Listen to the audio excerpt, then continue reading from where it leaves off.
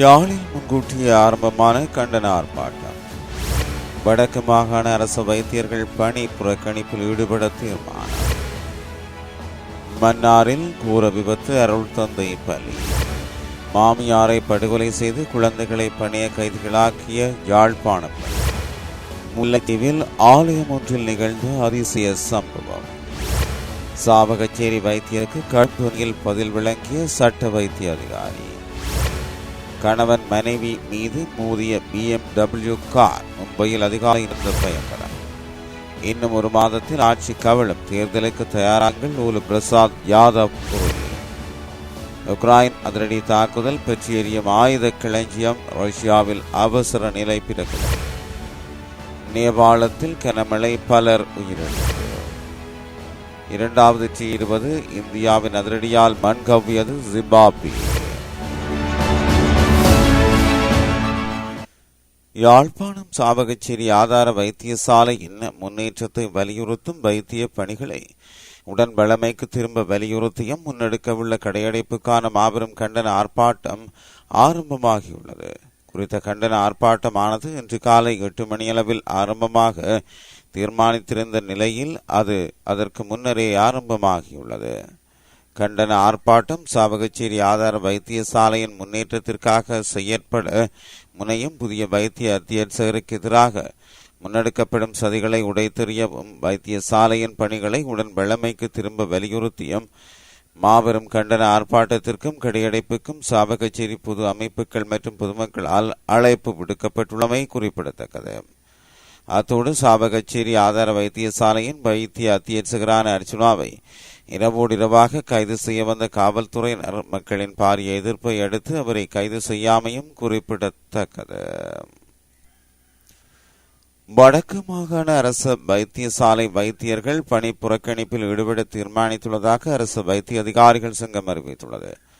வடமாகாணத்தின் யாழ் மாவட்டத்தில் உள்ள சாவகச்சேரி ஆதார வைத்தியசாலையில் புதிதாக தற்காலிகமாக நியமிக்கப்பட்ட வைத்திய அத்தியட்சகரினால் அங்கு கடமையாற்றும் வைத்தியர்களின் பாதுகாப்பிற்கு ஏற்படுத்தப்பட்ட அச்சுறுத்தல்களுக்கு எதிராகவும் அவருடைய தாபன விதி கோவைகளுக்கு எதிரான நடைமுறைகளுக்கு எதிராகவும் அவரின் அப்பட்டமான விதிமுறை மீறல்களுக்கு எதிராக உடனடி நடவடிக்கை எடுக்க தவறியமைக்காகவும் பாதிக்கப்பட்டுள்ள வைத்தியசாலை வைத்தியர்களுக்கு சார்பாகவும் வட மாகாணத்தில் உள்ள அனைத்து அரசு வைத்தியசாலை வைத்தியர்களும் ஒருநாள் பணி புறக்கணிப்பை மேற்கொள்ள உள்ளதாக தெரிவிக்கப்படுகிறது.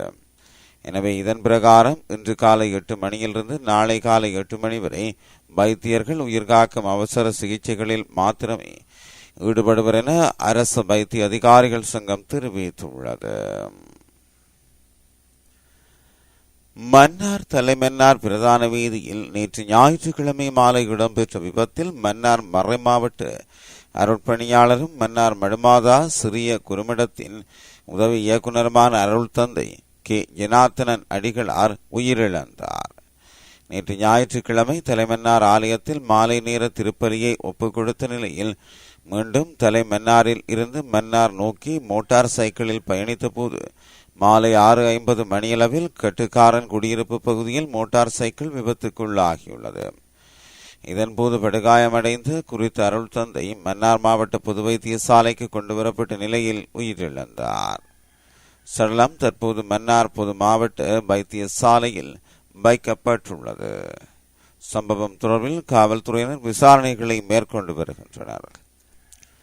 மாமியாரை படுகொலை செய்துவிட்டு பணைய கைதிகளாக தனது குழந்தைகளை பிடித்து வைத்திருந்த யாழ்ப்பாணத்தை சேர்ந்த பெண் ஒருவரை கம்பளை எத்காலை காவல்துறையினர் கைது செய்துள்ளனர்.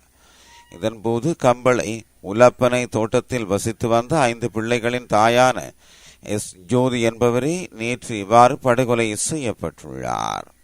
படுகொலை செய்யப்பட்ட பெண்ணுக்கு சொந்தமான வீட்டில் 32 வயதான மருமகளும் அவரது 7 மற்றும் 4 வயதுடைய மகள்களும் மாத்திரமே இருந்ததாகவும் நேற்று நள்ளிரவு இந்த கொலை சம்பவம் இடம்பெற்றுள்ளதாகவும் காவல்துறையினர் தெரிவித்துள்ளனர்.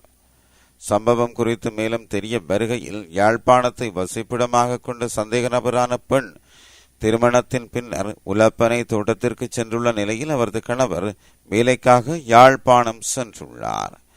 படுகொலை செய்யப்பட்ட தாய் சுமார் 1 மாத காலமாக நோய்வாய்ப்பட்டுள்ள நிலையில் எப்போதும் தொந்தரவு செய்வதாக கூறி தனது மருமகள் மிரட்டி வந்துள்ளார். இதனைத் தொடர்ந்து கொலை செய்யப்பட்ட தாயின் மகன் ஒருவரும் இந்த வீட்டின் அருகில் வசித்து வந்துள்ளதுடன் நேற்று நள்ளிரவு கேட்ட சத்தத்தை அடுத்து அயலவர்களுடன் இணைந்து குறித்த வீட்டை சோதனையிட்டுள்ளனர். அதன்போது தனது தாய் கூறிய ஆயுதத்தால் வெட்டப்பட்டு கிடப்பதை கண்ட மகன் உட்பட அயலவர்கள் காவல்துறையினருக்கு தகவல் கொடுத்ததை அடுத்து அவர் வைத்தியசாலைக்கு கொண்டு செல்லப்பட்ட நிலையில் உயிரிழந்துள்ளார். இந்த நிலையில் உலப்பனை தோட்டத்தில் உள்ள குறித்த வீட்டிற்கு அதிகாலை 1 மணியளவில் காவல்துறையினர் சென்றுள்ளனர். அப்போது சந்தேகத்திற்கிடமான பெண் கதவு மற்றும் ஜன்னல்களை மூடிவிட்டு மாமியாரை கொலை செய்த கத்தியை வைத்து குழந்தையை கொலை செய்து விடுவதாக கூறி யாரும் அருகில் வரக்கூடாது என மிரட்டியுள்ளார். அதையடுத்து காவல்துறையினர் யாழ்ப்பாணத்தில் உள்ள சந்தேக நபரான பெண்ணின் கணவருக்கு தொலைபேசியில் தொடர்பு கொண்டு சம்பவத்தை அவரது மனைவியிடம் விளக்கி அமைதிப்படுத்தியுள்ளார். 2.5 மணி நேரம் கடுமையான முயற்சியின் பின்னர் குறித்த பெண்ணை கைது செய்த காவல்துறையினர் குழந்தைகளையும் மீட்டுள்ளனர். முல்லைத்தீவில் பிள்ளையார் கோவிலொன்றில் உள்ள அம்மன் சிலையானது ஒரு கண் திறந்ததாக வெளியான தகவல்கள் பக்தர்களிடையே பெரும் ஆச்சரியத்தை ஏற்படுத்தியுள்ளது. கணுக்கணி பகுதியில் அமைந்துள்ள கற்பக பிள்ளையார் ஆலயத்தில் உள்ள அம்மன் சிலையின் கண்கள் வளமையாக மூடிய நிலையில் காணப்பட்டு வந்துள்ளது. இதேவேளை நேற்றைய தினமும் பக்தர்கள் சென்று வழிபட்டு வந்திருந்தனர். இந்த நிலையில் நேற்று காலை திடீரென அந்த சிலையில் உள்ள ஒரு கண் திறந்த நிலையிலும் மற்ற கண் மூடிய நிலையிலும் மாறி மனித கண்களை ஒத்த நிலையில் காணப்படுகின்றது. இதனை பிரதேசவாசிகள் அதிசயத்துடனும் பக்தி பரவசத்துடனும் பார்த்து வருகின்றமை குறிப்பிடத்தக்கது. சாவகச்சேரி வைத்தியசாலையின் நிர்வாக நடவடிக்கைகள் தொடர்பில் தற்போது பேசு பொருளாகியுள்ள நிலையில் சட்ட வைத்திய அதிகாரி வைத்தியர் பிரணவனுக்கும் வைத்தியர் அர்ச்சுனாவிற்கும் இடையிலான தொலைபேசி உரையாடலானது பெரும் சர்ச்சையை தோற்றுவித்துள்ளது. சாவகச்சேரி வைத்தியசாலையில் பதில் வைத்திய அத்தியட்சகராக நியமிக்கப்பட்டுள்ள வைத்தியர் அர்ச்சுனாவின் கேள்விகளுக்கு கடும் தொனியில் பதில் வழங்கும் விதமாக வைத்தியர் பிரணவனின் பதில்கள் அமைய பெற்றுள்ளன. வைத்தியசாலை நடவடிக்கை தொடர்பில் அதிகாரப்பூர்வமான செயற்பாடுகளை முன்னெடுக்கவில்லையா என வைத்தியர் அர்ச்சுனா உரையாடலின் போது கேள்வி எழுப்பியுள்ளார். இதற்கு பதில் வழங்கும் வைத்தியர் பிரணவன் தற்காலிகமாக நியமிக்கப்பட்ட ஒருவரிடம் எவ்வாறு அதிகாரப்பூர்வமான நடவடிக்கைகளை மேற்கொள்வது என கடும் தொனியில் கருத்துக்களை முன்வைத்துள்ளார். டாக்டர் பிரணவன் செல்லையா, நீங்கள் வந்து verbal இன்ஸ்ட்ரக்ட் பண்ணவே இல்லையா? Call me as a sir, bloody idiot. You are a MSc holder, call me as a sir. You understand? Okay sir. இந்த எம்மோஸ விரட்டுற மாதிரி சமீர விரட்டுற 14 நாள் வேலை செய்யற சமீர விரட்டுற மாதிரி என்ன விரட்டாத. சரி, சரிதானே? நான் உங்களுக்கு ஃபார்மல் இன்குவரிக்கு ஃபோன் பண்றேன். நான் அதுக்கு தான் சத்யமுத் சாருக்கு எடுத்தேன். ஃபார்மல் இன்குவரி நீ எனக்கு ஃபோன் பண்றியடா? பரதேசி, உனக்கு என்ன இது இருக்குது ஃபார்மல் இன்குவரி கேக்குறதுக்கு? நீ ஏட்ட எனக்கு ஓட பண்றதுக்குடா? நீ லைன் மிஸ்டேக்ல இல்ல, நீ ஏட்ட எனக்கு ஓட பண்றது? சரி sir, okay. Pranavan, good afternoon, எப்படி இருக்கீங்க? நான் நல்லா இருக்கிறேன்னு சொல்லு. ரைட். என்னென்றால் நான் உங்களுக்கு பழைய இந்த சீனியராகவே கதைக்க தான் ஆசைப்படுறேன். ஒரு சில விஷயம். மும்பையில் அதிகாலை நடந்த வாகன விபத்தில் பெண் ஒருவர் உயிரிழந்துள்ளார். மும்பையின் போர்லி பகுதியில் நேற்று அதிகாலை வேளையில் நடந்த வாகன விபத்தில் இருசக்கர வாகனத்தில் சென்ற காவேரி நக்பா மற்றும் பிரதீக் நக்பா தம்பதியினர் சிக்கிக் கொண்டனர்.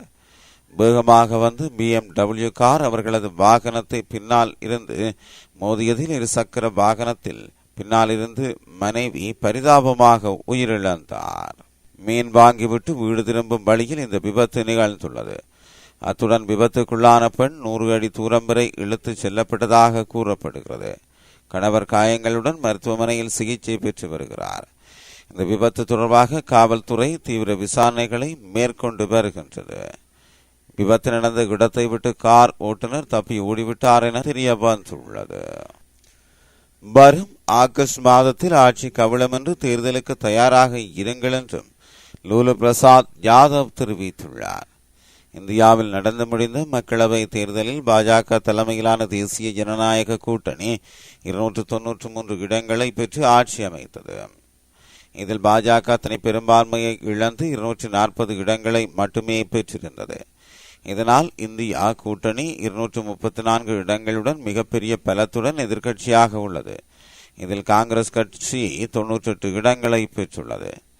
இந்த நிலையில் ஆட்சி பொறுப்பேற்ற நாளிலிருந்து பாஜக கூட்டணியில் உள்ள சந்திரபாபு நாயுடுவும் நிதிஷ்குமாரும் விரைவில் கூட்டணியிலிருந்து வெளியேறுவார்கள் என்று எதிர்க்கட்சிகள் கூறி வருகின்றன.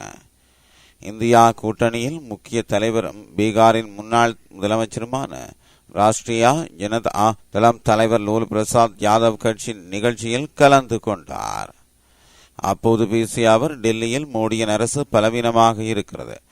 ஆகஸ்ட் மாதத்தில் ஆட்சி கவிழும். இதனால் எப்போது வேண்டுமானாலும் ஆட்சி கவிழும். இதனால் தொண்டர்கள் தேர்தலுக்கு தயாராக இருங்கள் என்றார். இவரின் கருத்துக்கு லாலு பிரசாத் யாதவ் பகல் கனவு காண்பதாக பாஜக அமைச்சர் நித்யானந்த் ராய் பதில் தெரிவித்துள்ளார். உக்ரைன் நேற்று நடத்திய ட்ரோன் தாக்குதலால் ரஷ்யாவின் போரோனேஜ் பகுதியிலுள்ள ஆயுத கிடங்குகள் பற்றியறிவதால் அவசரகால நிலை பிரகடனப்படுத்தப்பட்டுள்ளது என்று பிராந்திய அதிகாரிகள் தெரிவித்தனர். ரஷ்ய பாதுகாப்பு அமைப்பால் பல ட்ரோன்கள் சுட்டு வீழ்த்தப்பட்டுள்ளதாக தெரிவிக்கப்பட்டுள்ளது. இந்த நிலையில் அபாய பகுதிகளில் உள்ள மக்களை தற்காலிகமாக வெளியேற்ற அதிகாரிகள் நடவடிக்கை எடுத்துள்ளதாக தெரிவிக்கப்படுகிறது. ரஷ்ய ஆளில்லா விமானம் மற்றும் ஏவுகணை தாக்குதல்களால் உக்ரைன் அதன் ஆற்றல் மற்றும் குடியிருப்புகள் உள்கட்டமைப்பு முற்றிலுமாக சிதைந்துள்ளது. இதனையடுத்து ரஷ்யாவில் தொழில்துறை வசதிகளை உக்ரைன் குறிவைக்க தொடங்கியுள்ளது. நேபாளத்தில் கடந்த 24 மணி நேரத்தில் நிலச்சரிவு மற்றும் வெள்ளம் காரணமாக குறைந்தது 15 பேர் பலியாகியுள்ளதாக தகவல்கள் வெளியாகியுள்ளன. குறித்த தகவலை அந்த நாட்டு காவல்துறை செய்தி தொடர்பாளர் டான் பகதூர் கார்கி தெரிவித்துள்ளார். அவர் மேலும் குறிப்பிடுகையில், காலநிலை மாற்றத்தால் அதிகம் பாதிக்கப்படக்கூடிய இடங்களில் உள்ள நேபாளம் நிலச்சரிவு மற்றும் வெள்ளத்தை வழக்கமாக எதிர்கொள்கின்றது. இந்த நிலையில் கடந்த 24 மணி நேரத்தில் ஏற்பட்ட வெள்ளத்தில் 18 பேர் காயமடைந்துள்ள நிலையில் இருவரை காணவில்லை என்று அவர் மேலும் தெரிவித்துள்ளார். மேலும் நாட்டின் கிழக்கு மற்றும் மத்திய பகுதியில் உள்ள கோசி, கண்டகி மற்றும் பாக்மதி மாகாணங்கள் கடுமையாக பாதிக்கப்பட்டுள்ளதாகவும் எஞ்சிய மாகாணங்களில் பலத்த மழை பெய்யக்கூடும் என்று அந்நாட்டு வானிலை நிபுணர்கள் கணித்துள்ளமை குறிப்பிடத்தக்கது.